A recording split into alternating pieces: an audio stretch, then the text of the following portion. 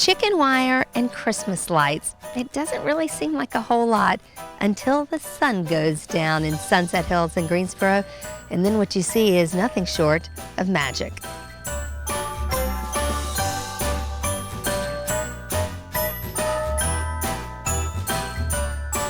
So Jonathan Smith is a man behind the lighted balls. We call them the floating lights at my house because it is magical. It's magical. It is magical.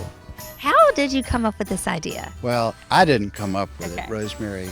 When my daughter was a sophomore at NC State, she was in design school, and she was attracted to every little shiny thing on the side of the road.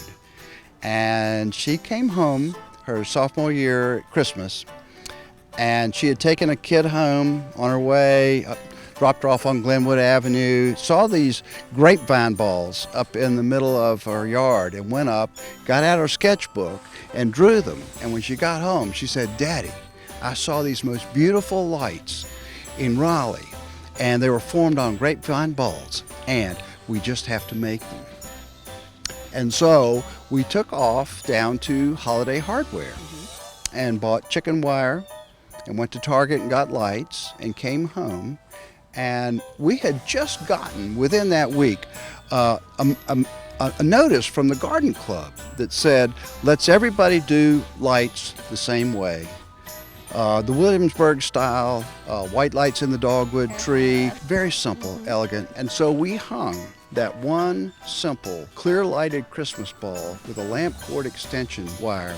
And Allison sat out on the front porch, and she came inside and said, "Daddy." A car slowed down and unrolled his window and said, "That's beautiful." Rosemary, that was the inspiration to make ball number 2. I always remind myself, this movement started with one light, one strand of lights. And so the family across the street started making them. I think that was year 2. And then the family next door started making them. And then Daryl and Cindy down on the corner started making them. And by the end of the second year, the other end of Ridgeway Drive was lit up. And I think it's what happens when you have 2 bookends on a bookshelf. Eventually, it just fills up. And so that's what happened. And it is amazing now. How many years now? It has been, this is the 19th year. Yeah, it's the 19th year. How did you start collecting food and it kind of turn into more than just lights?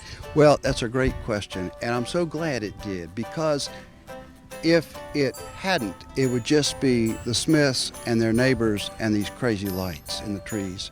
But 9 years into it, Marlene said, how about a food drive? How about we ask neighbors to bring canned goods to the party? And I said, sure, what's the worst that could happen? At the end of the day, there was 527 pounds of canned goods in this trailer. And at the end of December, 3,000 pounds of food. And we had gone to Urban Ministry 5 times to unload it. What has this taught you about community spirit in Greensboro? Well, I've lived in Greensboro over 40 years, and I love this town. I love it that my kids are here. I love it that 3 of my 6 grandchildren are here. My heart is in this community. But what it means to me that it's spread in the community, I think whatever community we live in, you see, if you look closely, you see things that separate neighbor from neighbor. Once the sun goes down, it's dark, and the lights come on, the focus is up here, not down here on the bumper stickers and the spite fences and the things that separate neighbor from neighbor. Here's something we can agree on. So Jonathan, you tell me anybody can make these? Anybody can make these. There's really 2 things to remember about making these. There's no right or wrong. And even the homeliest looking chicken wire object is going to be beautiful when you get the lights on and you get it up in a tree. Okay, so how much chicken wire do we need? Well, what we have here is 48 inches. Okay. I've tried several different lengths, but about 48 inches works best for us. And what I have is, this is called 1-inch hex. There's another kind that's 2-inch hex that's half the wire.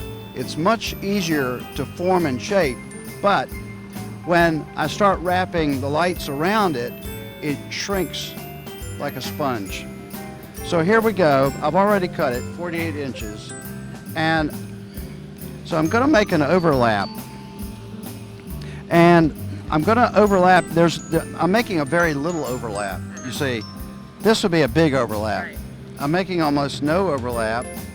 And so what I'm going to do is twist these cut ends around each other just to hold this in a temporary cylinder until we get a little bit farther with it. I think the fun thing about it is to, do this with a friend, do this with a neighbor, grab your husband or wife or your kids, or, here's a neighbor. Just grab somebody and pull them in. Yeah. Okay, so we have a cylinder. Okay, so what we want to do is we want to close the end of the cylinder. So here we go. What I'm doing is I'm just folding these over. Somebody who does sewing said, oh, you're just making a pleat. So I said, okay, I'm making a pleat. But you just fold this over, okay? Okay. So we'll come back to that. Now we're going to grab the other end, and we're just taking a handful of the chicken wire, and we're kind of just forcing it to go. So you wind up with something like this that's nasty, that sticks out. Well, just fold it in. Now you can start wrapping that right now, and it'll be a lighted Christmas ball. I like to maybe get a little more spherical shape, and so I go around just pushing the corners in, taking the things that I think I don't want to see, and I push them out, and maybe where I push too much to pull it back out. So there you go. Okay. So you got a ball. Gotcha. So I just take the plug-in end through here, I come back out, and now I just start to wrap. You start at the North Pole and go to the South Pole, and then you get all the other time zones filled in. Check your lights before you wrap. So we're down to where we need some more lights on here. I can at least hold this for you. There we go. Another thing that's really helpful about this is if you try to keep some tension on this, on your lights, on the wire. If I don't watch it, then my lights will be slack on here and they'll flop off. So now I'll probably stop here with this. We've got 2 strands of lights on here. I think it's probably 150. That's enough. You can put another strand on there if you want, but you don't need to. Once you get it up in the tree, I promise you'll never think, that light is short about 100 lights. That ball is short about 100 lights. So there you have it. Nice. Now, unfortunately, out here in the sun, we can't see it, but there it is. But tonight, it will be beautiful. you can enjoy the lighted Christmas balls in Sunset Hills now through mid-January, maybe even some into February, and you can see them beautifully from your car, or better yet, take a leisurely stroll through the neighborhood. When you come to Sunset Hills, be sure to bring some food to donate to the hungry in our community, and you can find collection bins all over the neighborhood. If you want to find out more about the effort and how it got started, and even make some lighted Christmas balls for your neighborhood, just go to lightedchristmasballs.blogspot.com.